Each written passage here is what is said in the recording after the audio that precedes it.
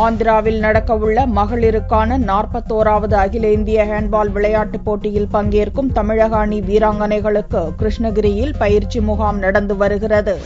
அகில இந்திய அளவிலான மகளிருக்கான 41வது ஹேண்ட்பால் விளையாட்டுப் போட்டி ஆந்திர மாநிலம் நெல்லூரில் வரும் மார்ச் 10ஆம் தேதி முதல் 21ஆம் தேதி வரை நடக்கிறது. தமிழகத்தின் சார்பில் இப்போட்டியில் கலந்து கொண்டு விளையாடுவதற்காக திருவண்ணாமலை, வேலூர், கோவை, சென்னை உள்ளிட்ட தமிழகத்தின் பல்வேறு மாவட்டங்களிலிருந்து 16 பேர் தேர்ந்தெடுக்கப்பட்டனர். இவர்களுக்கு தமிழ்நாடு ஹேண்ட்பால் விளையாட்டுக் கழகம் சார்பில் கிருஷ்ணகிரியில் பயிற்சி அளிக்கப்பட்டு வருகிறது. 15 நாட்கள் நடக்கும் இந்த பயிற்சி முகாமில் நடைப்பயிற்சி, ஓட்டப்பயிற்சி உள்ளிட்ட பல்வேறு பயிற்சி அளிக்கப்பட்டு வருகின்றன.